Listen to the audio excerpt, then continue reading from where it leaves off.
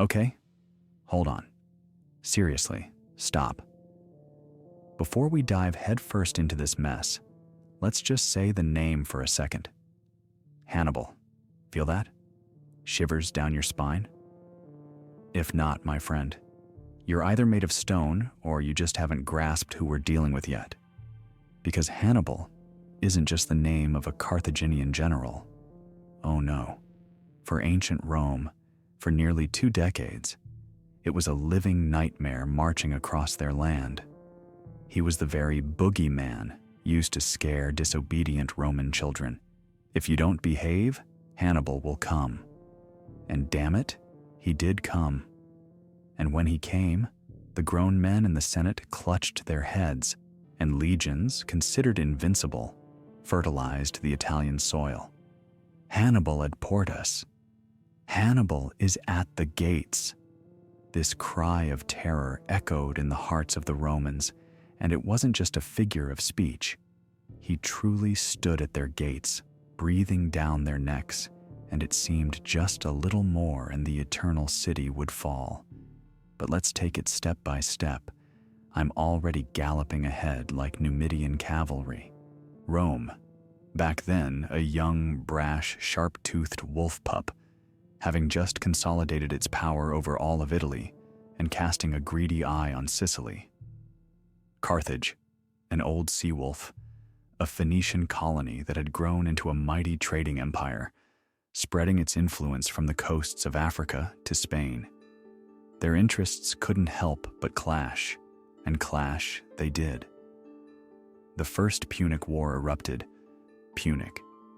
That's what the Romans called the Carthaginians, distorting the word Phoenician. 23 years of blood, sweat, and naval battles where the Romans, a land power, surprisingly quickly learned to build ships and even invented the corvus, a boarding bridge that turned a sea battle into a land fight. Carthage lost. It lost Sicily, Sardinia, Corsica, and paid Rome an indemnity so huge it almost broke the treasury. Humiliation? Absolutely. And this is where our protagonist steps onto the scene. Or rather, just a boy for now. Hannibal Barca. Barca isn't a surname, but his father Hamilcar Barca's nickname, meaning lightning. And Hamilcar truly was lightning fast, a gifted general who, after the war's defeat, didn't give up, but went to Spain to build a new base for Carthage, a new army, a new source of wealth. And he took his 9-year-old son with him. Legend has it that before sailing, Hamilcar led Hannibal to the altar and made him swear a terrible oath to be Rome's. Picture the scene. Smoke from the altar, the stern face of his father, the gleam in the eyes of a boy who doesn't fully grasp the weight of these words yet, but already feels their sacred power. He swore, and he would carry that oath throughout his life, like a banner. Years passed. Hamilcar died in battle, succeeded by his son-in-law, Hasdrubal the Fair, who continued to strengthen Carthaginian presence in Spain, founding New Carthage, modern Cartagena, a true gem, a rich port and arsenal. And young Hannibal grew, absorbing military science, toughening himself in skirmishes with Iberian tribes, learning from the best. He wasn't just his father's son, he was his worthy successor. When Hasdrubal was assassinated, the army unanimously proclaimed the 26-year-old Hannibal their commander, young, bold, brilliant. He didn't just inherit an army, he inherited his father's dream of revenge, and he began to act. The Romans, of course, kept an eye on Carthage's success in Spain. They even concluded a treaty with Hasdrubal, which stipulated that the Ebro River would be the boundary of their spheres of influence. To the south for the Carthaginians, to the north for the Romans. But there was one nuance, one thorn in the side: the city of Saguntum. It was located south of the Ebro, meaning in the Carthaginian zone, but it was an ally of Rome. Clever, right? The Romans were massed in 219 BC. He besieged Saguntum. the city resisted fiercely, hoping for Roman aid. Roman envoys arrived at Hannibal's camp, demanding that he lift the siege. Hannibal, with a polite smile, essentially told them to get lost, stating that it was Carthage's internal affair and anyway, the Saguntines were to blame. They had attacked tribes allied with Carthage. Classic. While Rome scratched its head and debated what to do, Hannibal, after an 8-month siege, took Saguntum by storm. The city was plundered, the population partly slaughtered, partly sold into slavery. This was a challenge. This was a casus belli. Rome sent an embassy to Carthage. The head of the delegation, Quintus Fabius Maximus, remember that name, he'll play his part later, according to legend, upon entering the Carthaginian Senate, gathered a fold in his toga and said, "Here I bring you war and peace. Choose." The Carthaginians, proud and still smarting from the First Punic War's humiliation, replied, "Choose yourself." Fabius unfolded his toga. "Then I give you war." And war came. The Second Punic War, the most terrible, the most dramatic, the most epic of all wars Rome ever fought. A war that brought the Republic to the brink of destruction. A war that revealed Hannibal's military genius in all its glory to the world. The Romans were confident. They had a powerful army, control of the sea, allies in Italy. The plan was simple. One consul with an army would land in Africa and strike Carthage in its territory. The other would go to Spain to deal with Hannibal there. Logical? Absolutely. But they failed to account for one thing. They failed to account for Hannibal. He wasn't going to wait for the Romans to come to him. He decided to go to them. And not just go, but strike where they least expected him, in the very heart of Italy. But how? The sea was controlled by the Roman fleet. Only land remained, and that meant through Spain, through Gaul, modern France, and over the Alps. The Alps. Can you imagine what that means?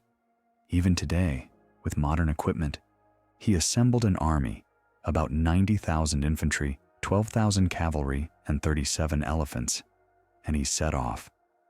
Spring of 218 BC. The Great March began, and the world held its breath, not yet knowing that this march would change it forever.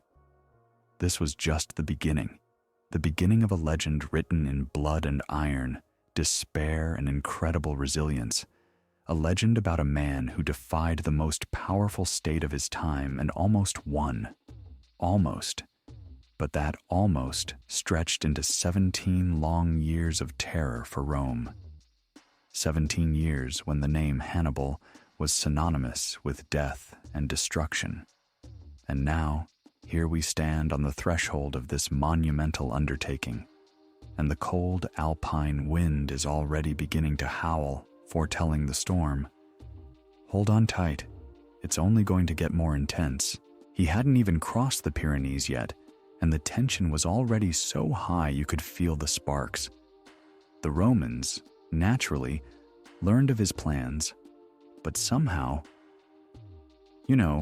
with typical Roman overconfidence, they shrugged it off. Like, by the time he hobbles over the mountains, we'll have sorted things out in Spain and landed troops in Africa. Consul Publius Cornelius Scipio, father of the future conqueror of Hannibal, Scipio Africanus, was heading to Spain with an army precisely then, but he was a little late. Hannibal had already crossed the Rhone and done so masterfully, deceiving the local Gallic chiefs who tried to hinder him.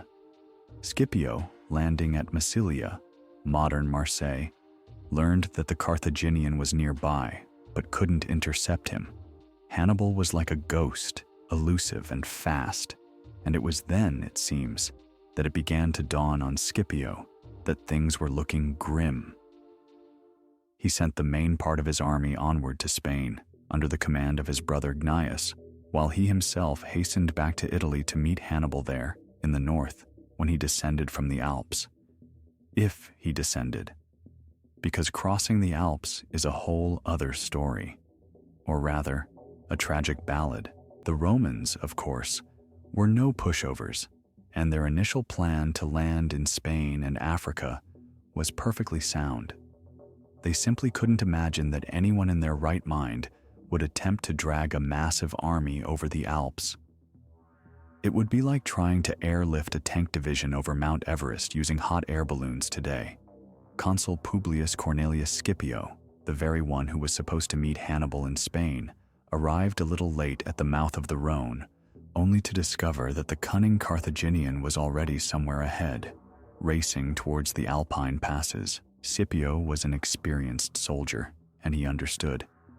This guy wasn't joking.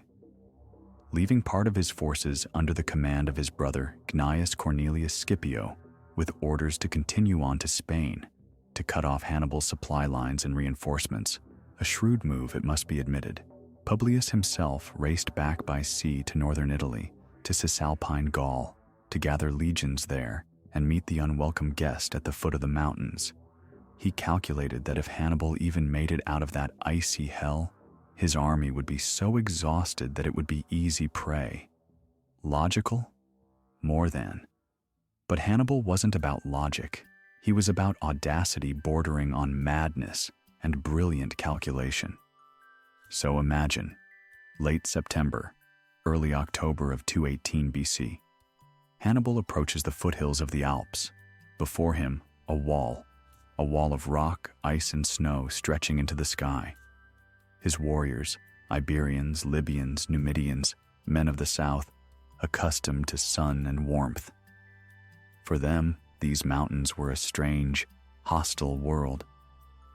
Horror and doubt were etched on their faces, and Hannibal himself, though he didn't show it, surely felt a chill run down his spine. But there was no turning back. He delivered one of his famous speeches to the army, the essence of which was that beyond these mountains lay rich Italy, glory, and plunder, while behind them was only death or slavery. And they went. This wasn't just a climb, it was a battle against nature, a battle against hostile mountain tribes, a battle against their own despair. The paths were narrow and icy. Horses and elephants slipped, plunging into ravines. People froze, perished under avalanches and rockfalls.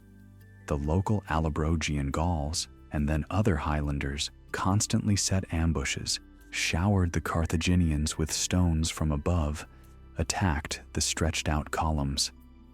Hannibal personally led reconnaissance. Oh, those poor elephants. They suffered the most. They already struggled to move through the mountains, and then there was the cold, lack of fodder, slippery paths. Many of them perished. But those that survived, just by their appearance, struck terror into the Highlanders who had never before seen such gigantic animals. Polybius, a Greek historian who wrote his history several decades after these events, but relied on eyewitness accounts, including those of Hannibal's companions, describes this crossing with chilling detail. He recounts how soldiers, exhausted and frozen, lost heart, how Hannibal found words to encourage them, pointing to the fertile valleys of Italy visible in the distance. "You are climbing not only the walls of Italy, but the walls of Rome," he would say. For 9 days they scrambled upwards, towards the passes. The weather grew worse. It started snowing, even though it was still autumn. At the pass, the army halted for 2 days to recover somewhat and wait for stragglers. The scene must have been grim. Exhausted, frost-bitten people, emaciated animals, only snow and bare rocks around them. Many wept, cursing the day they had set out on this march. But Hannibal once again found a way to inspire them. He pointed east, where in clear weather one could make out the contours of the Po Valley, and said that the main trial was behind them, that they were already in Italy. the descent proved no less difficult than the ascent. The paths were even steeper and icier. People had to literally slide down, clutching at anything they could. Once, a huge rockfall blocked the path, impossible to bypass.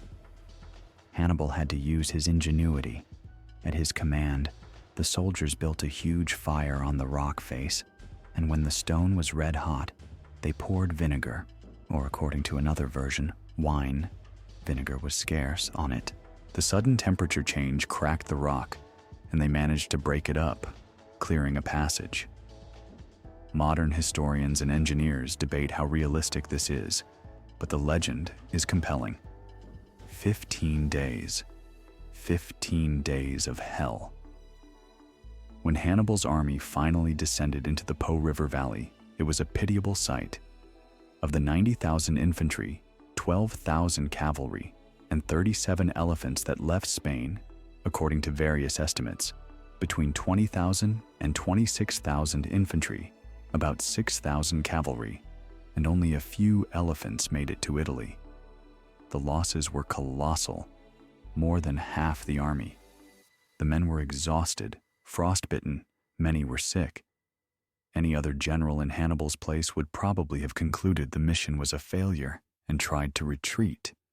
But not Hannibal. He had achieved his first objective. He was in Italy, behind enemy lines, and he was ready to fight.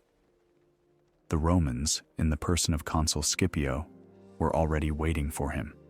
They were confident that the remnants of the Carthaginian army were easy prey.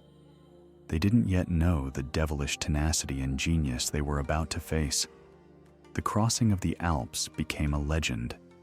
It demonstrated Hannibal's incredible will, leadership qualities, and strategic genius.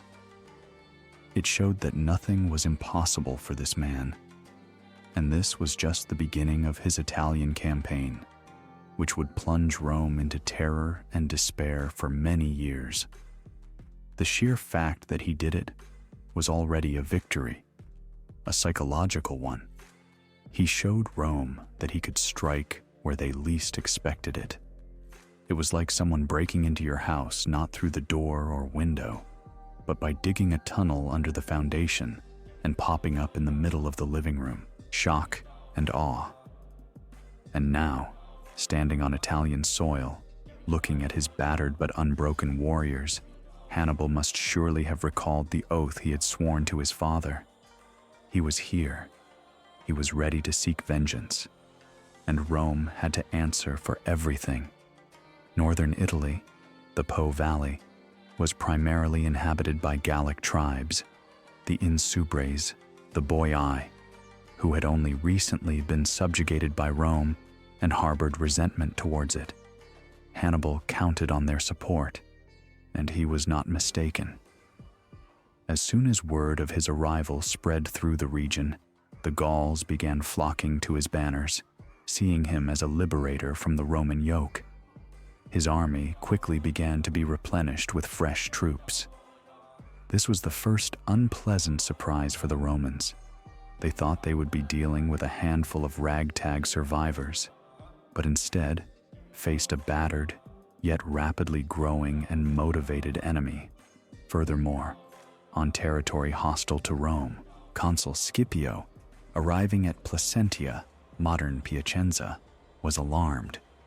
He hadn't expected such swiftness from the Carthaginian, but Roman pride and confidence in the superiority of their legions didn't allow him to delay. He moved his army to meet Hannibal. The first engagement was about to happen. And it did happen, quite unexpectedly for both sides. It was more of a clash between scouting parties, but it escalated into a full-scale fight. This occurred near the Ticinus River, a tributary of the Po. So, Hannibal descended from the Alps, battered but not broken, and his army, like a phoenix from the ashes, quickly began to recover, bolstered by the Gauls who had joined him. Consul Publius Cornelius Scipio, the very one who had failed to catch him in Gaul, was now hurrying to meet him from northern Italy, from the area of Placentia. The Romans, to their credit, weren't accustomed to sitting back defensively. Their doctrine was attack, pressure, breaking the enemy with the might of their legions. Scipio was confident that the exhausted Carthaginians, even reinforced by unreliable Gauls, would be no match for the Roman war machine. He and Hannibal advanced towards each other like two locomotives. And then, in November 218 BC, their vanguards clashed near the Ticinus River. This wasn't a planned pitched battle, rather, a reconnaissance in force. Scipio personally led his cavalry and light infantry, velites, to probe the enemy's strength. Hannibal, in turn, also rode out for reconnaissance with his famous Numidian cavalry and Iberian horsemen. Picture the scene. Two great generals, not yet knowing each other's faces, but already sensing the mortal danger emanating from the opponent, meeting in the first engagement. The Roman cavalry, consisting mainly of allied Gauls, not the ones who had joined Hannibal, but those loyal to Rome, was decent, but Hannibal's Numidians were something special. Light, swift, they swarmed around the Roman ranks like a pack of wolves, showering them with javelins. The Iberian cavalry, heavier, charged head-on. The engagement was brief, but fierce. The outcome was decided by Hannibal's cunning. Who would doubt it? He had previously hidden some Numidians in ambush. In the heat of the battle, when the Romans were engaged in a frontal assault, the Numidians struck their flank and rear. Panic ensued. The Roman cavalry wavered and routed. Consul Scipio himself was severely wounded in this fight. A javelin pierced his thigh. According to legend, he was saved from certain death or capture by his young son, also Publius Cornelius Scipio, the future Africanus. He was only 17 at the time, but seeing his father surrounded by enemies, he bravely plunged into the thick of the fighting and brought him out of harm's way. This story may have been embellished by later biographers to emphasize the early heroism of Hannibal's future conqueror, but the fact of the consul's wounding and the defeat of the Roman cavalry is undeniable. This was the first slap in the face Hannibal delivered to Rome on Italian soil. The losses were small, but the moral effect was immense. The Romans saw that the Carthaginian cavalry was superior to their own. Scipio, wounded and discouraged, ordered a retreat across the Po River towards Placentia, and then further to the hills near the Trebia River, where he linked up with the army of the second consul, Tiberius Sempronius Longus. Longus was the complete opposite of Scipio, impulsive, impatient, eager for glory. He had just arrived from Sicily, where his army had been preparing for the invasion of Africa that never happened. Learning of the defeat at the Ticinus, he was itching for a fight to wipe away the disgrace and show what true Roman legions were capable of. Scipio, still recovering from his wound and more cautious by nature, advised against rushing, suggesting they wait for spring, train the recruits, and wear down the enemy with minor skirmishes. But Longus was unstoppable. He believed Scipio was simply a coward or jealous of his future glory. Hannibal, of course, was well aware of these disagreements in the Roman camp. He had spies and scouts everywhere, especially among the Gauls, and he decided to exploit this. He knew Longus would take any bait, and he set a trap. December 218 BC, a cold, dreary morning. The Trebia River, frozen at the edges, the Roman camp on one bank, the Carthaginian on the other. Hannibal ordered his Numidian cavalry to cross the river and provoke the Romans into attacking, then feign retreat, luring them to his side of the bank. He himself had prepared the main surprise. In a brush-filled ravine, not far from the anticipated battle site, he concealed an elite force of 1,000 infantry and 1,000 cavalry under the command of his younger brother, Mago. It was a classic ambush, but executed with brilliant precision. Longus, just as Hannibal expected, took the bait. Seeing the Numidians attack his outposts and then retreat, he, without consulting Scipio, who, due to his wound, couldn't actively command, ordered the entire army to immediately cross the river and attack the enemy. The Roman legionaries, roused before dawn, without even having breakfast, plunged into the icy waters of the Trebia. They were soaked to the bone, frozen, their clothes and armor heavy. When they emerged on the other bank, Hannibal's army, already formed in battle order, was waiting for them. The Carthaginians, by contrast, were well fed, warmed by fires, their weapons in perfect order. Hannibal positioned his troops very skillfully. In the center, he placed his infantry, Iberians, Libyans, and Gauls. On the flanks, powerful cavalry and war elephants, the few who had survived the Alps still inspired terror. The Romans, despite the unfavorable conditions, fought with their characteristic stubbornness. Their heavy infantry began to push back the Carthaginian center. It seemed a little more, and they would break through the line. But then, Hannibal brought his trump cards into play. His cavalry, numerically superior to the Roman, especially after the addition of Gallic horsemen, attacked and routed the Roman cavalry on the flanks, then fell upon the undefended sides of the legions. The elephants, though few in number, created confusion in the Roman ranks, particularly among the allied contingents. And then, at the most critical moment, when the Romans were already pressed on three sides, Mago's force struck from the ambush, directly into their rear. This was the end. The Roman army was in a trap. A slaughter began. Only about 10,000 legionaries, mainly from the center who had managed to break through the Carthaginian first line, were able to break through the enemy ranks in an organized manner and retreat to Placentia.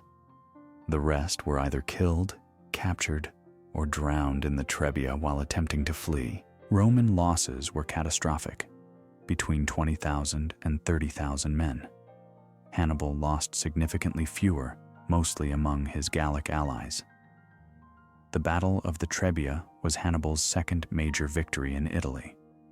It showed that he was not only a master of audacious maneuvers, but also a brilliant tactician capable of outplaying the Romans on their own ground. In Rome, shock and despair reigned. 2 battles, 2 defeats, 2 consuls defeated, northern Italy lost, Gauls were defecting to the enemy en masse. "Hannibal is at the gates." The phrase wasn't spoken yet, but its chilling breath was already felt. The Senate frantically sought a way out. New consuls were elected for the following year, 217 BC, Gnaeus Servilius Geminus and Gaius Flaminius. The latter was popular with the people, but disliked by the aristocratic senators for his democratic reforms.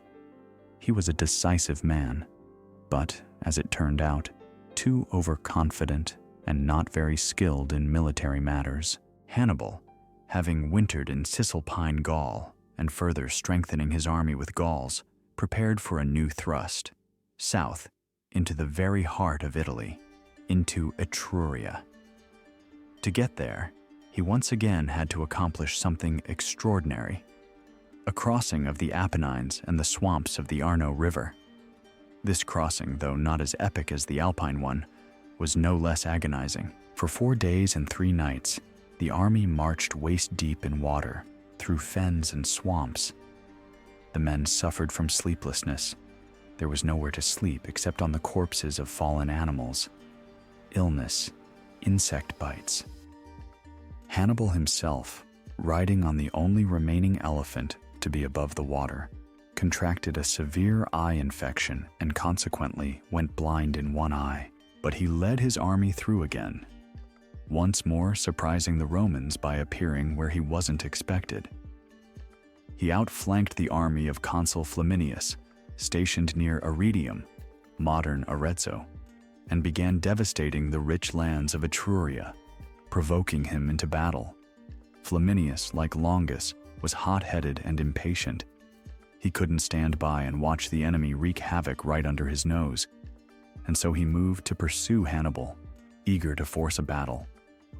This was exactly what the one-eyed Carthaginian fox wanted. He had already scouted the perfect location for his next deadly trap, a place that would go down in history as one of Rome's most terrible military disasters, Lake Trasimene. After his crushing victory at the Trebia, Hannibal did not rest on his laurels. He understood that time was against him. Rome possessed inexhaustible manpower, and as long as it controlled Italy, it could field new legions again and again. Therefore, the Carthaginian needed to act swiftly and decisively, delivering blows that would shatter the Romans' morale and, more importantly, force their Italian allies to defect from Rome. Having wintered in Cisalpine Gaul, where his army not only rested and was reinforced, but also, truth be told, plundered the locals quite thoroughly. The Gauls were situational allies, and discipline among them was lax. Hannibal moved south in the early spring of 217 BC. His goal? Etruria, a rich and strategically important region of central Italy. The Romans, having recovered from the initial shock after the Trebia, fielded two new consular armies. One, under the command of Gnaeus Servilius Geminus, covered the road along the Adriatic coast near Ariminum, modern Rimini. The other, led by Gaius Flaminius, was stationed near Arretium, Arezzo, blocking the main route through the Apennines into Etruria. Flaminius, as we recall, was an ambitious man, popular with the people, but not very skilled in military affairs, and, moreover, he scorned traditional religious rites and omens, which did not endear him to the priests and patrician senators. Hannibal, as always, chose the most unexpected and difficult route. Instead of marching head-on towards Flaminius or trying to break through along the coast past Servilius, he decided to cut through the Apennines and the marshy valley of the Arno River. This was another hellish forced march. For 4 days and 3 nights, his army trudged through mud and water, often waist-deep. They had to sleep on the corpses of fallen horses and pack animals, as there was practically no dry land. Diseases decimated men and livestock. Hannibal himself, constantly among his warriors, encouraging them, rode on the single surviving elephant. The rest had perished during the winter from cold and wounds. As a result of this crossing, he contracted a severe eye infection and went blind in one eye.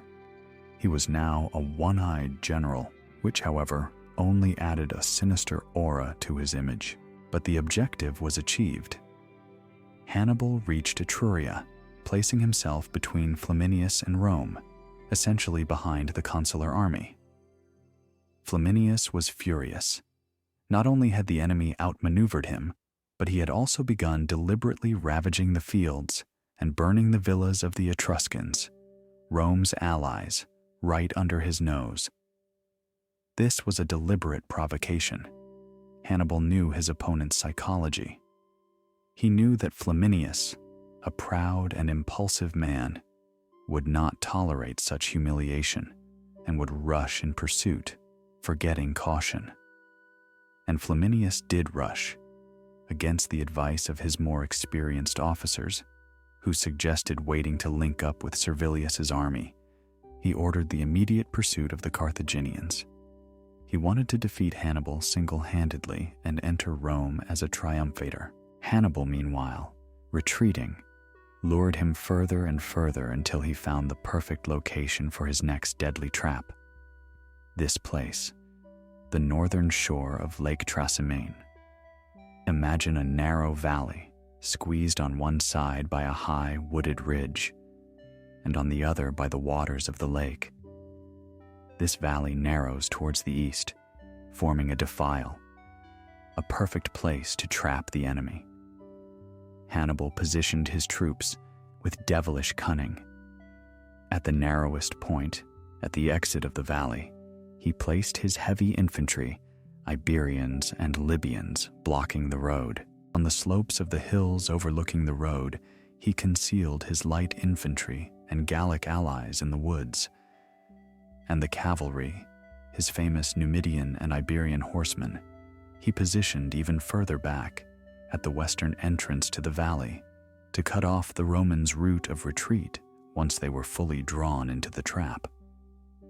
On the evening of June 20th, 217 BC, or according to other sources, the 21st or even the 23rd, dating in antiquity is always tricky, Hannibal set up his camp on a hill visible from a distance so that Flaminius would know exactly where to look for him.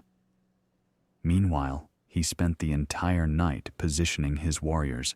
Early the next morning, under the cover of thick mist, which is common in that area, Flaminius's army, without proper reconnaissance, another fatal mistake, entered the valley.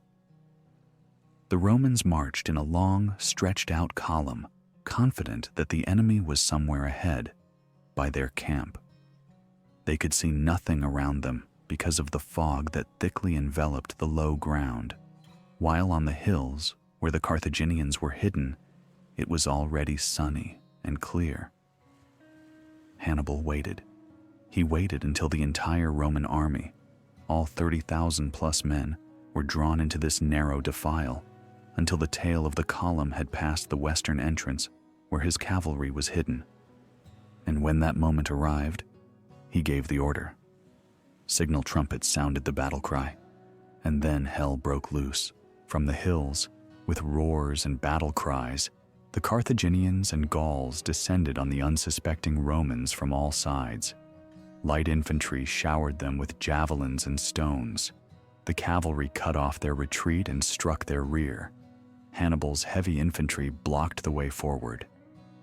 The Romans were trapped like animals in a cage. The fog, which had initially concealed the enemy from them, now prevented them from understanding what was happening, where the attack was coming from, who was friend, who was foe.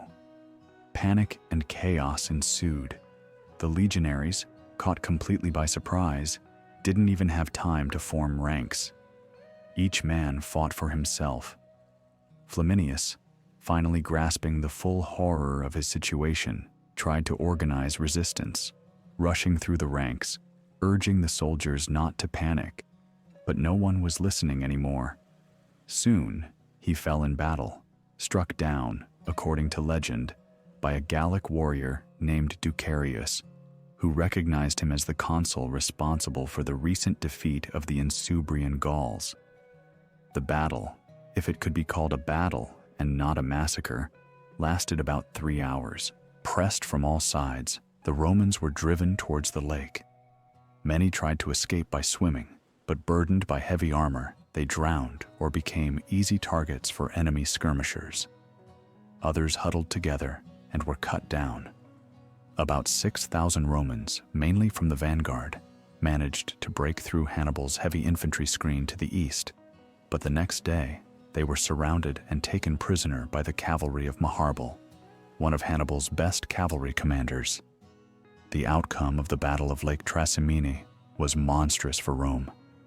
Virtually Flaminius's entire army, about 15,000 men, was annihilated on the spot. As many more, including those who broke through, were taken prisoner. Hannibal lost only about 2,500 warriors, mostly Gauls. This was one of the most successful ambushes in military history. Hannibal's genius shone here in full glory. Perfect choice of location, exploitation of weather conditions, precise timing, knowledge of the enemy's psychology. And for Rome, it was a disaster. The second consular army destroyed, the consul killed, the road to Rome practically open. When news of the Trasimene massacre reached the Eternal City, panic erupted. The praetor Pomponius Matho, stepping onto the forum, uttered only one phrase that became famous. "We have been defeated in a great battle. Pugna magna victi sumus." And these words were enough to plunge the city into horror and despair. Women mourned the dead. Senators frantically debated what to do. At such a critical moment, the Roman constitution provided for an emergency measure: the appointment of a dictator who was granted the full extent of power for 6 months to save the state. And the very same Quintus Fabius Maximus, who had once declared war on Carthage, was elected dictator, an older man, experienced, cautious. He was nicknamed Cunctator, meaning the delayer, and this slowness, this caution, turned out to be exactly what Rome needed at that moment. Fabius understood that in open battle with Hannibal, the Romans had nothing to gain for now. The Carthaginian was too skilled, his army too experienced. Fabius, therefore, adopted a different tactic: a war of attrition. He avoided pitched battles, but constantly shadowed Hannibal's army like a ghost, attacking his foragers, cutting off his supply lines, harassing him with minor skirmishes, wearing down the enemy. This tactic, later known as the Fabian strategy, initially caused irritation and incomprehension among the Romans, who craved revenge. They accused him of cowardice, of indecisiveness. But Fabius stubbornly stuck to his plan. He bought time, allowing Rome to recover and gather new forces while giving Hannibal no peace, preventing him from establishing a lasting foothold anywhere. Meanwhile, after Trasimene, Hannibal did not march on Rome. Why? Historians debate this to this day. Perhaps he lacked siege equipment. Perhaps he understood that even if he took the city, he could not hold it. His main goal was to fracture the Italian Confederation, to win over Rome's allies. Therefore, he moved further south, through Umbria and Picenum, into Apulia and Samnium, laying waste to everything in his path, while releasing prisoners from the Italian allies, telling them that he was fighting not against them, but against Rome, their oppressor. This was a cunning propaganda war. However, most Italian communities, despite temptations and threats, remained loyal to Rome. The Roman system of alliances, built on a combination of strength and certain rights and privileges for its allies, proved surprisingly resilient. The summer of 217 BC passed in these maneuvers. Hannibal ravaged Italy. Fabius followed closely on his heels, refusing to give him a decisive battle. On one occasion, Fabius almost managed to trap Hannibal in a narrow valley in Campania, but the Carthaginian trickster found a way out once again. At night, he tied bundles of brushwood to the horns of several thousand oxen, set them alight, and drove the herd towards the hills where the Roman pickets were stationed. The Romans, seeing a multitude of moving lights, thought it was the Carthaginian army attempting a breakout and rushed towards them. Meanwhile, Hannibal calmly led his army out of the trap along a different, unguarded road. Fabius was furious, but could do nothing. By the end of Fabius's 6-month term as dictator, discontent with his tactics in Rome reached its peak. His successors elected as consuls for 216 BC were Gaius Terentius Varro, a man of the people, hot-headed and ambitious, and Lucius Aemilius Paulus, a patrician, more experienced and cautious, but forced to reckon with his colleagues' opinion. Rome craved revenge. A massive army was assembled, estimated at between 70,000 and 86,000 men, the largest army Rome had ever put into the field. The goal was singular: find Hannibal and destroy him. And they found him. Near the town of Cannae, in Apulia, southeastern Italy. Here, on a wide plain, ideal for cavalry operations, the decisive battle was to take place. A battle that would become the pinnacle of Hannibal's military genius and the most terrible nightmare in Roman history. Quintus Fabius. Maximus Cunctator's tactics, though ultimately saving Rome in the short term, infuriated the Romans themselves. Imagine the enemy ravaging your land, burning your fields, killing your citizens, and your general does nothing but trail behind him like a beaten dog, not daring to engage in battle. "The delayer!" they hissed contemptuously behind his back. "Cowardly old man," shouted the hotheads in the forum. Gaius Terentius Varro was particularly zealous, a plebeian, a demagogue, hungry for power and glory. He denounced Fabius, promising that he, Varro, would quickly deal with this Carthaginian upstart. And so, when Fabius's 6-month term as dictator expired, the Romans, weary of the shameful war of attrition, decided to act decisively. For 216 BC, 2 new consuls were elected, the same Gaius Terentius Varro and Lucius Aemilius Paulus. Paulus was an experienced commander, a patrician, a more reserved and sensible man. He understood Hannibal's danger and was inclined towards a more cautious strategy, similar to Fabius's. But Varro was his complete opposite. He craved battle, glory, triumph. And by Roman law, the consuls commanded the army alternately, each on his own day. Can you imagine the mess this created in command? The Senate, yielding to the general mood, decreed that the largest army Rome had ever seen should be assembled. 8 legions, plus an equal number of allied troops. Estimates of the total strength of this armada ranged from 70,000 to 88,000 infantry and about 6,000–7,000 cavalry. This was a colossal force, almost twice the size of Hannibal's army, which numbered around 40,000 infantry, Iberians, Libyans, Gauls, and about 10,000 of his magnificent cavalry, Numidians, Iberians, Gauls. With such a force, the Romans thought, they could surely crush the Carthaginian like a bug. In the summer of 216 BC, this enormous Roman army marched south into Apulia, where Hannibal was located. At this time, the Carthaginian had captured the small town of Cannae, situated on the Aufidus River. Cannae was important because it contained large food depots, so Hannibal killed 2 birds with 1 stone. He supplied his army and provoked the Romans into decisive action. The Roman consuls, arriving near Cannae, set up 2 camps on either side of the river. Aemilius Paulus, seeing that the terrain, a wide open plain, was ideal for the superior Carthaginian cavalry, proposed moving operations to more hilly areas where the Roman infantry's advantage would be more significant. But Varro, whose day of command was approaching, wouldn't hear of it. He saw the enemy before him, saw the numerical superiority of his army, and craved only one thing: a rout. Hannibal, for his part, understood perfectly that a better opportunity might not present itself. Yes, the Romans were more numerous, but his soldiers were more experienced, his cavalry stronger, and most importantly, he knew how to exploit the enemy's weaknesses.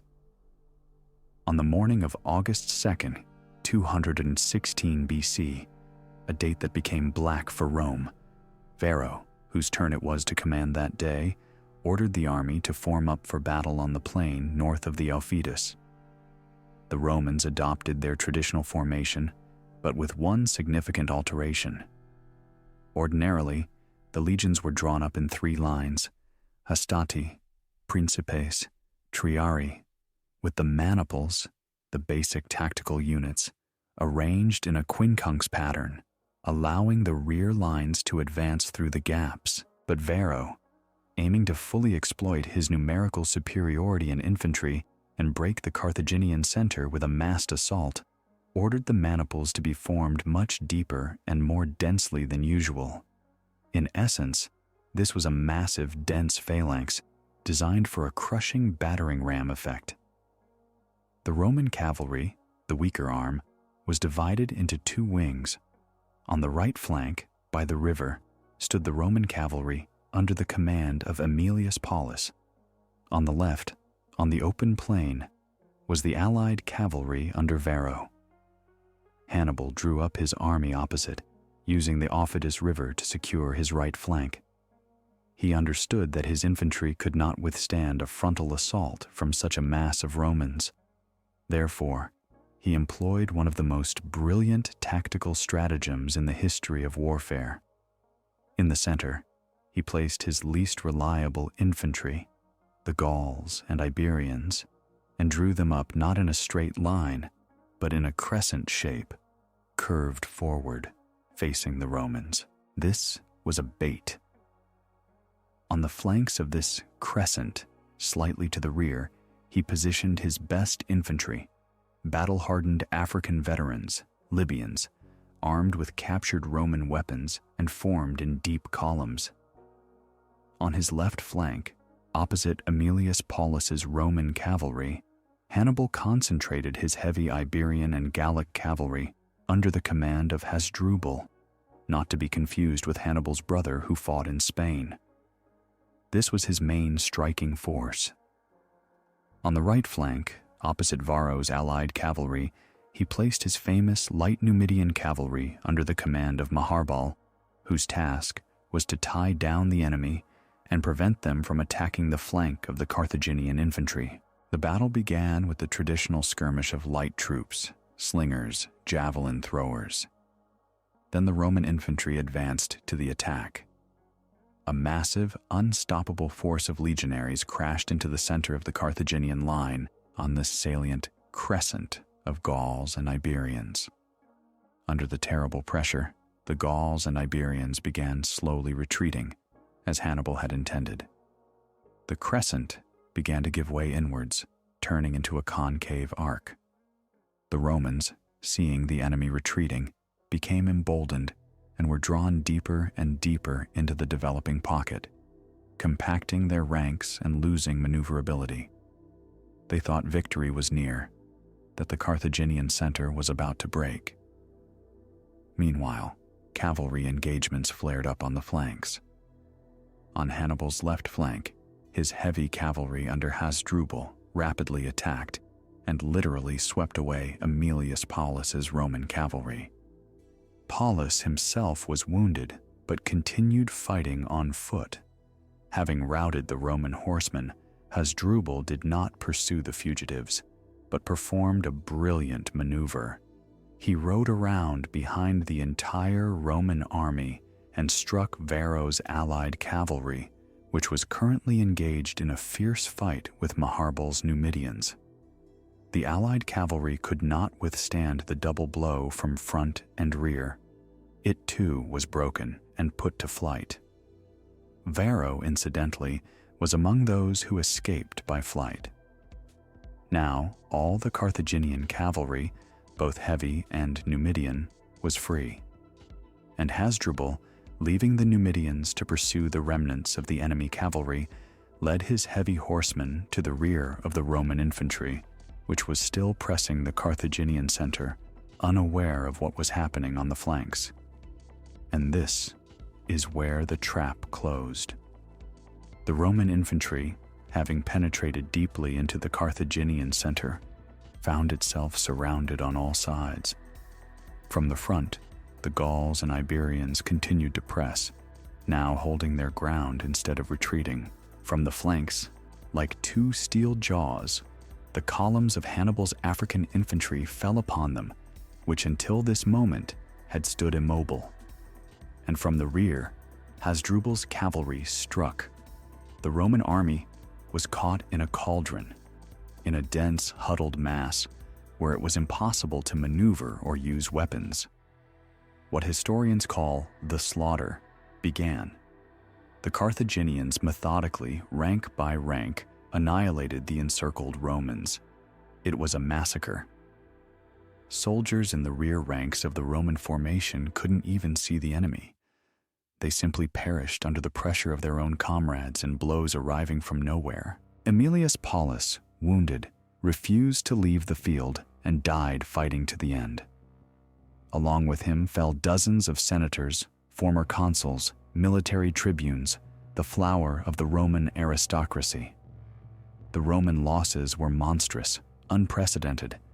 Estimates vary, but between 50,000 and 70,000 men were killed, Around 10,000, 15,000 were taken prisoner. Few managed to escape, including Varro, who, strangely enough, was not condemned in Rome, but even thanked for not despairing of the state's safety. Hannibal lost around 6,000, 8,000 soldiers, mainly Gauls and Iberians, who bore the brunt of the initial assault. The Battle of Cannae is a textbook example of tactical genius, the double envelopment of the flanks, luring the enemy into a trap, the perfect coordination of infantry and cavalry. Hannibal achieved his most brilliant victory. Rome suffered the most terrible defeat in its history. After Cannae, it seemed that Rome's end had come. Hannibal at the gates! This was no longer just a figure of speech. The road to Rome was open. Maharbal, the commander of the Numidian cavalry, is said to have told Hannibal, "Let me go ahead with the cavalry, and in 5 days you will be feasting on the capital. You know how to win victories, Hannibal, but you do not know how to make use of them." But Hannibal did not march on Rome. Why? This is one of history's greatest mysteries. Perhaps he truly lacked siege equipment and did not want to get bogged down in a long siege. Perhaps he still hoped that after such a rout, the Italian allies would massively defect from Rome, and the Republic would collapse on its own. Or perhaps he simply did not believe he could take such a large and well-fortified city as Rome, even weakened. Whatever the case, he missed his chance. Instead of marching on Rome, he sent envoys to the Eternal City with an offer of peace and prisoner ransom. But Rome, even on the brink of collapse, showed incredible resilience. The Senate, despite panic and despair, refused to negotiate with an enemy on Italian soil. They refused to ransom prisoners. New levies were declared for the army. Even teenagers and slaves were enlisted in the legions. Rome decided to fight to the end. And this decision, taken in its darkest hour, ultimately saved the Republic. Cannae marked the peak of Hannibal's successes, but simultaneously, it was the beginning of his slow decline in Italy. He won all the battles, but began to lose the war. Cannae. That single word sent shivers down the spines of Romans for generations. It wasn't just a battle. It was a national trauma, a scar on the heart of the Republic that did not heal for decades. Imagine the scale of the disaster. Out of an army of nearly 80,000, barely a tenth survived. Consul Lucius Aemilius Paulus perished, as did 2 former consuls, 2 quaestors, 29 military tribunes out of 48, and 80 senators or those entitled to sit in the Senate. This was not just a loss of soldiers. It was a loss of the elite, of administrators, of commanders. Unspeakable terror reigned in Rome. The city was filled with weeping and funeral rites. The Senate even banned public mourning for longer than 30 days to maintain some semblance of order and prevent complete demoralization of the populace. Everyone expected Hannibal to appear at the gates of Rome any moment, and he could indeed have done so. Maharbal, his cavalry commander, as we recall, begged him to march on the capital immediately. "You know how to win victories, Hannibal, but you do not know how to make use of them." And many historians, both ancient and modern, believe this was the Carthaginian's main mistake. Why did he not march on Rome? This question continues to vex researchers to this day. Various theories are put forward. Firstly, the lack of a siege train. Rome was a huge, well-fortified city with strong walls, the famous Servian Wall. Taking it by immediate assault would have been extremely difficult, and for a prolonged siege, Hannibal might have lacked the resources, especially provisions, and his army was not large enough to blockade such a metropolis. Secondly, his strategic objective. Hannibal, it seems, still believed that his main task was not the conquest of Rome, but the dismantling of the Roman Confederation in Italy. He hoped that after such a crushing defeat, Rome's Italian allies would defect to him en masse, and the Republic would collapse on its own, deprived of its base. He saw himself less as a conqueror and more as a liberator of the Italian peoples from the Roman yoke. Thirdly, perhaps he feared that if he became bogged down in a siege of Rome, other Roman armies, and there were still some in Spain, Sicily, and new ones could be raised in Italy itself, would attack his rear or cut him off from supplies. Whatever the case, Hannibal did not march on Rome. Instead, he sent envoys with an offer of peace on moderate terms and the ransom of prisoners. But here, Rome demonstrated that very legendary Roman steadfastness, virtus Romana, which is what made it great. Despite the desperate situation, the Senate, inspired by figures such as Quintus Fabius Maximus Cunctator, who was once again called upon to leadership, and the young but already prominent Publius Cornelius Scipio, the future Africanus, who had survived Cannae, refused even to grant Hannibal's envoys an audience. The ransom of prisoners was rejected with contempt. Rome does not bargain with an enemy on its soil and has no need for soldiers who chose captivity over death. Extraordinary measures were taken to rebuild the army. Everyone who could bear arms was recruited into the legions. 17-year-old youths, freedmen, and even, an unheard of thing, 2 legions of slaves who were promised freedom for valorous service. Temples were stripped to provide metal for weapons. Rome gritted its teeth and prepared for a long, grueling struggle. And Hannibal, having failed to achieve peace, continued his strategy of liberating Italy. And here he found his first successes. After Cannae, some of Rome's allies did indeed begin to waver.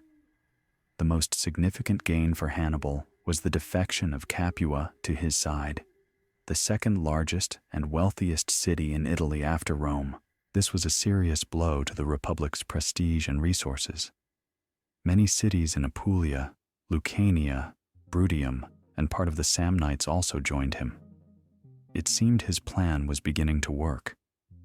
But the key, most powerful, and Romanized allies of Rome in central Italy, Latins, Etruscans, Umbrians, remained loyal. The Roman system of alliances, though it cracked, held firm. Hannibal quartered his army for the winter in Capua, winter 216-215 BC. And here, according to some ancient authors, Livy for instance, another turning point occurred. The luxurious and relaxed life in Capua supposedly corrupted his battle-hardened veterans. Wine, women, and idleness, all this supposedly undermined their fighting spirit and discipline. The winter quarters at Capua became synonymous with the corrupting influence of luxury on an army. Modern historians, however, are skeptical of this version. More likely, the issue was not so much corruption as the fact that Hannibal's army, constantly on the march and in battle, simply needed rest. Furthermore, after Cannae, the initiative gradually began to shift to the Romans. They had learned a bitter lesson and returned to Fabius Cunctator's tactics, avoiding pitched battles with Hannibal, but waging a war of attrition against him, harassing his supply lines, besieging cities that had gone over to him, giving him no peace, day or night. Rome now fought not with one large army, but with several, operating in different theaters of war. One such general, who successfully employed the Fabian tactics, was Marcus Claudius Marcellus, nicknamed the Sword of Rome, while Fabius was called the Shield of Rome. Marcellus was an experienced and aggressive commander, but he understood that caution was needed with Hannibal. He engaged the Carthaginians in skirmishes several times, not always successfully, but also avoiding major defeats. Years passed, 215, 214, 213 BC. Hannibal was still in Italy, winning local victories, but the strategic situation for him was worsening. He received no significant reinforcements from Carthage, the Carthaginian Senate, where the peace party had strong positions, feared an excessive strengthening of the Barcid family and was slow to provide aid. His army dwindled in endless minor skirmishes and sieges. Allies who had defected to him demanded protection, and he could not be everywhere at once. The Romans, on the other hand, slowly but surely rebuilt their strength and recaptured cities from him one by one. They had learned how to fight Hannibal. They no longer charged at him headlong. They surrounded him with a network of their armies, denying him freedom of maneuver. Hannibal found himself in the position of a lion trapped in a cage. He was still fearsome. He could still deliver a deadly blow to anyone who came too close, but he could no longer break free and dictate terms. One important theater of war became Sicily. In 215 BC, Rome's old ally, King Hero II of Syracuse, died. His successor, the young and inexperienced Hieronymus, under the influence of the pro-Carthaginian party, broke the alliance with Rome and defected to Hannibal. This was a serious threat, as Sicily was Rome's most important granary. Rome dispatched an army to Sicily under the command of Marcus Claudius Marcellus. The famous siege of Syracuse began 214-212 BC. The city defended itself desperately, and a significant role in this defense was played by the great scientist Archimedes, who, according to legend, built amazing war machines, catapults of immense power, Archimedes' claws, cranes that grabbed and capsized Roman ships, burning mirrors that set fire to the enemy fleet, though historians are highly skeptical about the mirrors. The siege was long and bloody. Ultimately, Syracuse fell due to betrayal. The city was plundered, and Archimedes was killed by a Roman soldier, despite Marcellus's order to spare his life. The fall of Syracuse was a heavy blow to Hannibal, depriving him of a potential base and ally in Sicily. Meanwhile, in Spain, where the Scipio brothers, Publius, father of the future Africanus, and Gnaeus, his uncle, had been fighting all this time, Roman affairs met with mixed success. They managed to hold the Carthaginians south of the Ebro River and prevented Hasdrubal Barca, Hannibal's brother, from sending reinforcements to Italy. But in 211 BC, tragedy struck. In two battles, both Roman armies in Spain were routed, and the Scipio brothers perished. It seemed Spain was lost to Rome. But then, the young Publius Cornelius Scipio, son and nephew of the fallen generals, entered the scene. He was only 25 years old, but he had already seen combat at Ticinus and Cannae. The Senate, in violation of all tradition, he was too young and did not hold the necessary offices, appointed him commander in Spain with proconsular authority. It was a risky, but as it turned out, brilliant decision. Young Scipio possessed not only courage and charisma, but also an extraordinary military talent, which rivaled that of Hannibal himself. Upon arriving in Spain, Scipio quickly reorganized the demoralized Roman troops, and in 209 BC, he executed a bold and brilliant maneuver. With a swift strike, he captured New Carthage, Carthago Nova, the main base and arsenal of the Carthaginians in Spain. This was a resounding success that dramatically altered the strategic situation on the Iberian Peninsula. In Italy, meanwhile, Hannibal continued his grueling struggle. In 212 BC, he achieved another major tactical victory, destroying two Roman armies in Apulia. In 201 BC, to divert the Romans from the siege of Capua, he undertook his famous march on Rome. Hannibal ad portas. Hannibal at the gates. This cry truly echoed through the eternal city. He reached the very walls but did not attempt an assault. It was more a demonstration of force, a psychological attack. The Romans, however, did not flinch. They even held an auction for the land on which Hannibal's camp stood, and the prices were normal, as if there were no enemy outside the walls. Hannibal's psychological warfare did not work. Soon he was forced to withdraw from Rome, having failed to achieve his goal, the lifting of the siege of Capua, and Capua fell. In the same year, 201 BC, the Romans, after a long and grueling siege, took this wealthy and once proud city. The punishment was harsh and exemplary. The nobility executed, the population sold into slavery, the city deprived of self-governance, and turned into an ordinary rural district. This was a terrible lesson for all Italian allies, who still dared to contemplate defecting to Hannibal.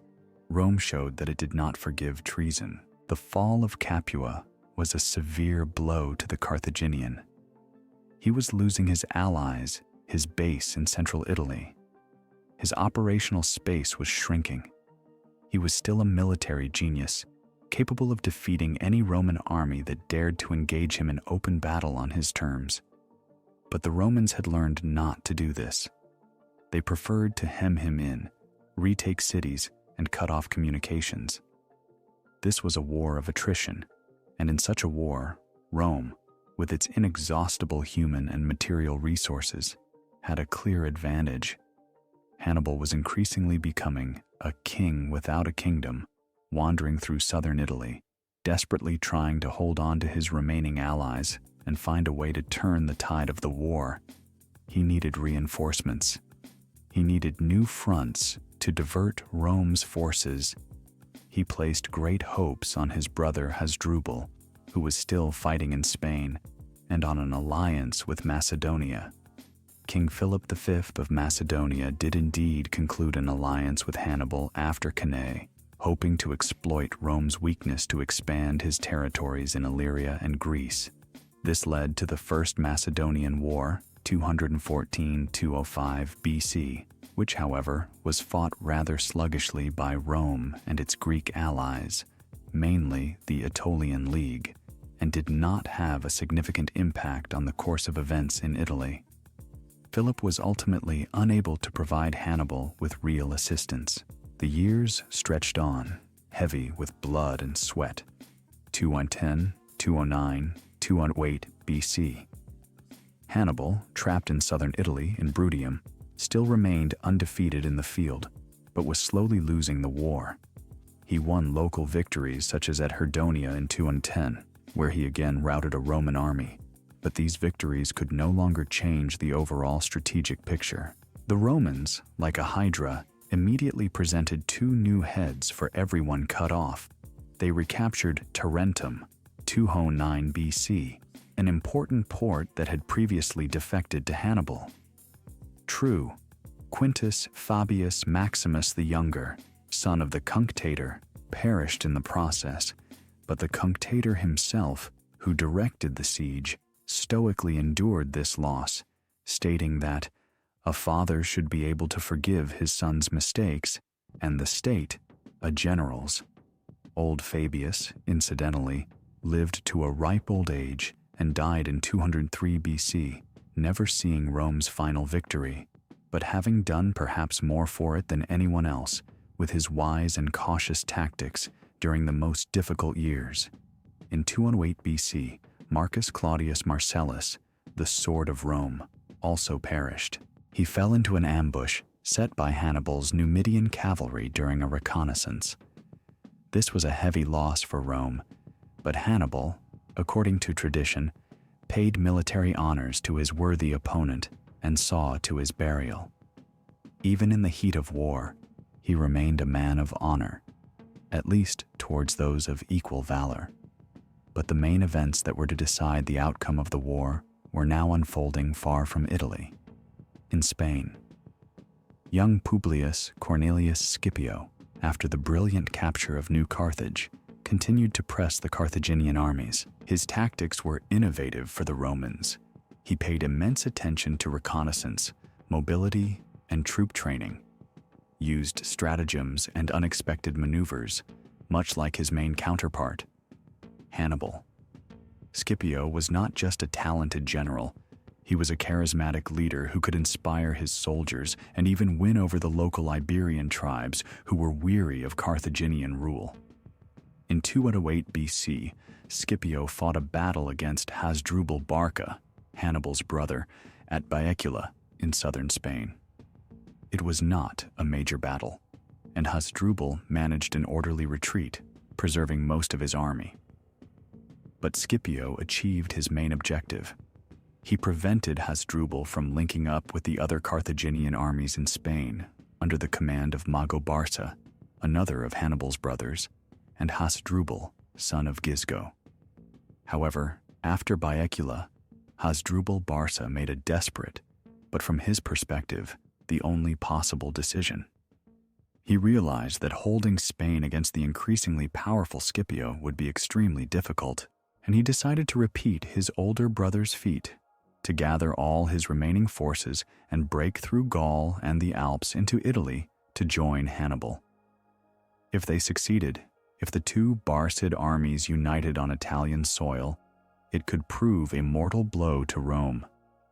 Strangely enough, Scipio did not actively pursue Hasdrubal as he marched north. Perhaps he did not want to stretch his supply lines, or perhaps he was more focused on the complete expulsion of the Carthaginians from Spain. Whatever the reason, Hasdrubal, having assembled an army, including many Celtiberian and Gallic mercenaries, set off on his epic march. His crossing of the Alps, unlike Hannibal's, proved much easier and faster. Firstly, the route was already known. Secondly, many Gallic tribes, previously hostile, now either remained neutral or even joined him, attracted by tales of Hannibal's victories and the prospect of plundering Italy.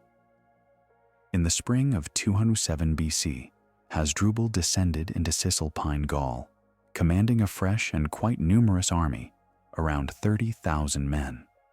He immediately sent messengers to Hannibal with news of his arrival and a proposal to link up in Umbria, from where they could together strike at Rome.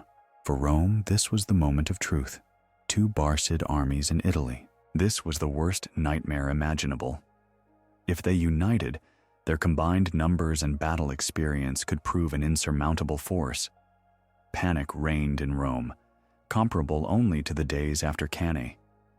Gaius Claudius Nero and Marcus Livius Salinator were elected consuls for this year.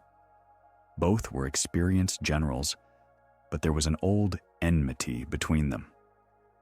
Livius Salinator had once been condemned for an improper division of plunder and had withdrawn from public life, harboring resentment towards the Senate. Nero was a patrician, a decisive and energetic man. In the face of common danger, they managed to overcome their differences and unite their efforts. Nero was given command of the army in the south against Hannibal.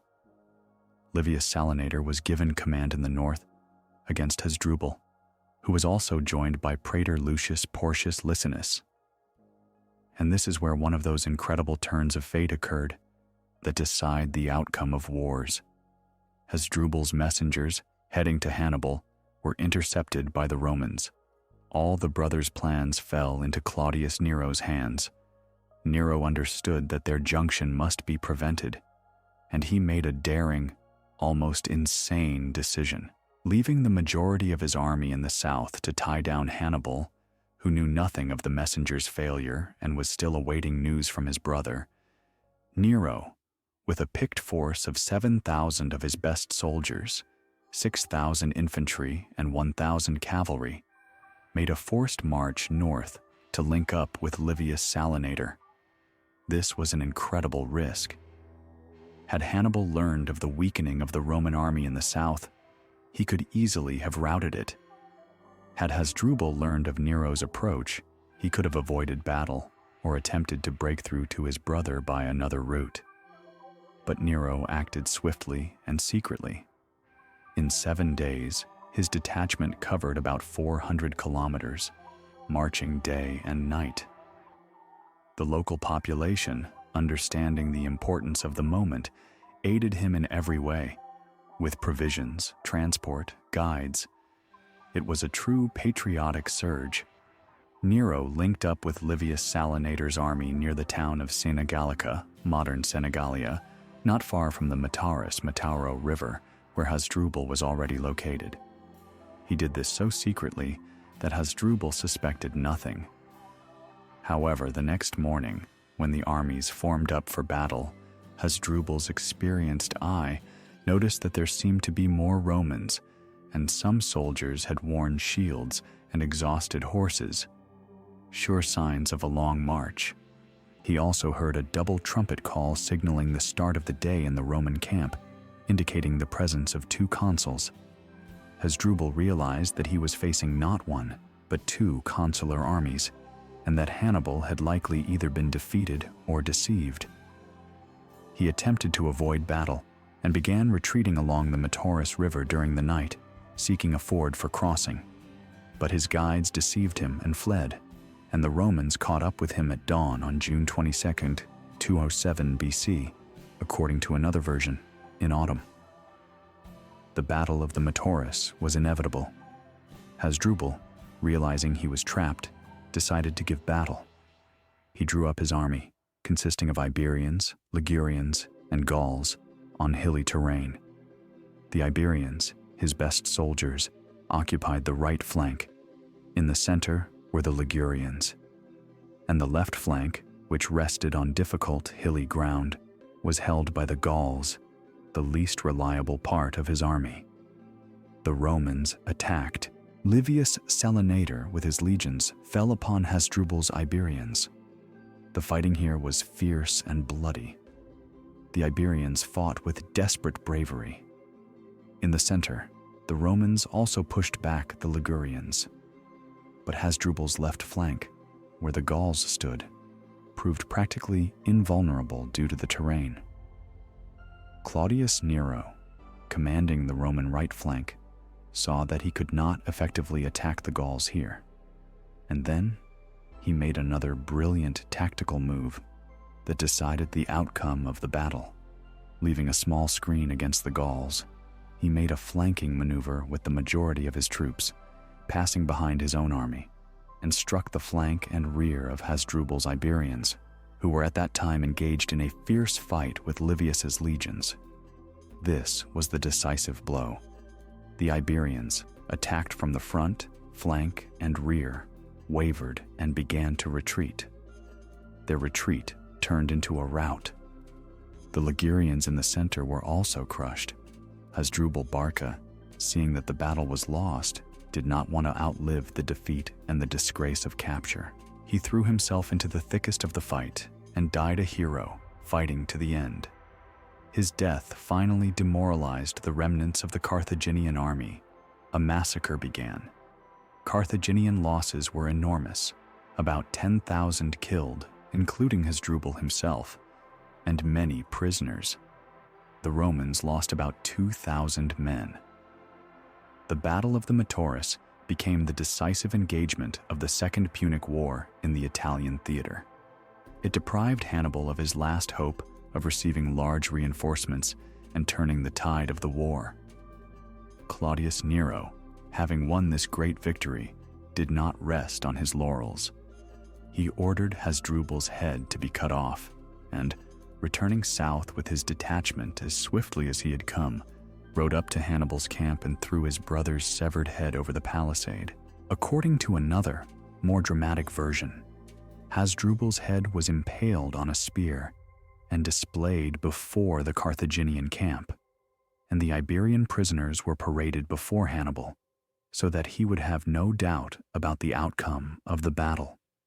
Hannibal, upon seeing the terrible proof of his brother's death and the collapse of his hopes, is said to have uttered with bitterness, "Now I see the fate of Carthage." This was the blackest day of his life. All his plans, all his titanic efforts, all his sacrifices, all had come to naught. He understood that he could no longer win the war in Italy, but he did not surrender. He continued resistance in southern Italy for 4 more long years, but this was already an agony. The main theater of struggle had now definitively shifted to Spain and then to Africa. where the star of a new Roman genius was rising, Publius Cornelius Scipio, who would soon receive the nickname Africanus. The news of Hasdrubal's defeat at the Metaurus and the gruesome package with his brother's head thrown into his camp were not just a blow to Hannibal. It was a death sentence. His entire long-standing strategy, built on waiting for reinforcements and splitting the Italian Confederation, collapsed overnight. He, who had not known defeat in major pitched battles on Italian soil, lost the war without even participating in its decisive engagement. This was a defeat at a distance, inflicted not so much by the force of arms as by the genius and audacity of Claudius Nero and Rome's incredible ability to mobilize all its resources in the face of mortal danger. Imagine Hannibal's state of mind. For 10 years he had waged a grueling war in the heart of enemy country, far from home, practically without support. He had won triumphant victories at Ticinus, Trebia, Lake Trasimene, and of course at Cannae, victories that entered the annals of military art. He had kept all of Italy in fear, forcing Rome to strain all its forces. And all this time he waited for help from Carthage, which never came in sufficient volume, waited for Rome's Italian allies to rise up en masse, which also did not happen on a decisive scale. And now the last hope, his brother Hasdrubal with a new army, was destroyed. Now I see the fate of Carthage. These words attributed to him by Livy are full of tragic pathos and the realization of the inevitable. But Hannibal would not have been Hannibal if he had given up. Even in this seemingly hopeless situation, he did not surrender. He withdrew the remnants of his army, which was still a formidable force, hardened in battle, to Bruttium, the southernmost and most mountainous region of Italy, a kind of Italian Chechnya of that time. Here, among the mountains and forests, relying on the few Greek cities and local tribes that remained loyal to him, he continued his resistance for 4 more years, 207–203 BC.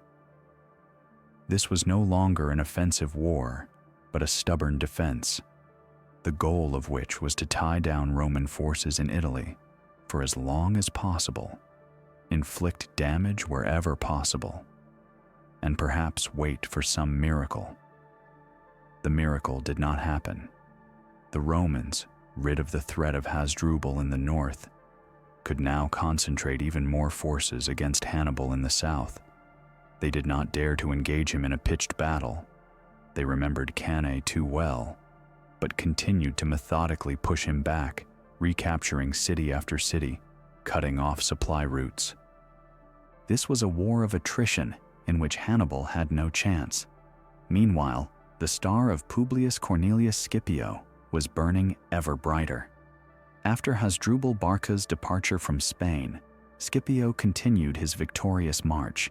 In 206 BC, he won a decisive victory over the remaining Carthaginian forces under the command of Hasdrubal, son of Gisgo and Mago Barca, at the Battle of Ilipa, near modern Seville. This battle is often called Scipio's Spanish Cannae. He used tactics very reminiscent of Hannibal's tactics at Cannae, a weakened center and strong flanks that enveloped and destroyed the Carthaginian army. After Ilipa, Carthaginian rule in Spain effectively ended. Mago Barca, with the remnants of his troops, managed to escape by sea, while Hasdrubal, son of Gisgo, fled to Africa. Spain, with its richest silver mines and inexhaustible human resources as mercenaries, was lost to Carthage forever. Scipio returned to Rome in triumph. He was only about 30 years old, but he was already considered the savior of the fatherland and Rome's most talented commander. The people adored him. The Senate, though with some apprehension, too young, too popular, too independent, elected him consul for 205 BC. And Scipio immediately put forward a daring plan to transfer the war directly to Africa, to Carthaginian territory. This was an idea that had been in the air before. Recall the initial plan at the beginning of the war, or Regulus's failed expedition in the First Punic War. But now, with Carthage weakened and Rome feeling more confident, it seemed much more realistic. However, the old guard in the Senate, led by Quintus Fabius Maximus Cunctator, who was still alive and influential, were strongly opposed. Fabius believed that as long as Hannibal was in Italy, any expedition to Africa was a dangerous gamble that could weaken Rome and give the Carthaginian a new chance.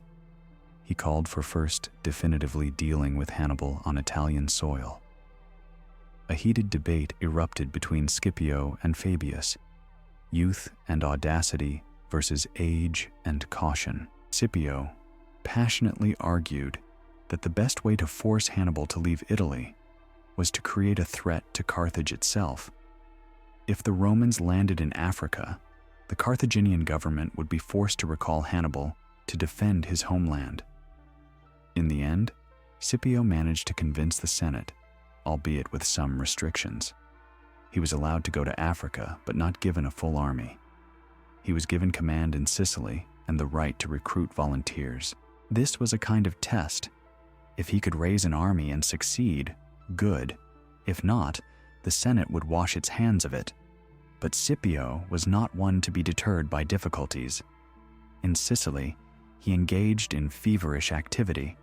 Veterans who had survived Cannae, who were previously considered punishment troops and served in Sicily with no right of return, volunteers from all over Italy, attracted by his fame and charisma, flocked to him. He trained his new army according to his own system, paying particular attention to tactics, maneuverability, and the cooperation of different arms. He also secured the support of the Numidian prince Massinissa, who had previously served Carthage but had switched to Rome's side after the defeats in Spain and Scipio's skillful diplomacy. Massinissa was a skilled cavalry commander and a bitter enemy of another Numidian king, Syphax, who was an ally of Carthage. Massinissa's Numidian cavalry was to be a crucial asset for Scipio in Africa. While Scipio was preparing for the African expedition, Mago Barca, Hannibal's younger brother, made a last desperate attempt to help his brother. In 205 BC, with a small fleet and army, he landed in northern Italy, in Liguria, hoping to incite a revolt of the Gauls and divert Roman forces. He did manage to rally some Gauls and Ligurians under his banner, but his actions had no major strategic significance. The Romans quickly blocked him, and he could not break through south to Hannibal. In 204 BC, Scipio was finally ready. With an army of about 35,000 men, he sailed from Sicily and landed in Africa, near Utica, a major city north of Carthage. The final, decisive stage of the Second Punic War had begun. Scipio's landing in Africa caused panic in Carthage comparable to that which reigned in Rome after Cannae. The Carthaginians had not expected such a daring move. They did not have a strong land army in Africa itself.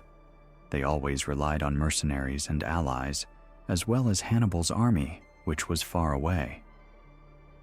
They hastily began raising troops, calling for help from allied Numidian kings, primarily Syphax, and of course, sent messengers to Hannibal and Mago with orders to return immediately to Africa to defend their homeland.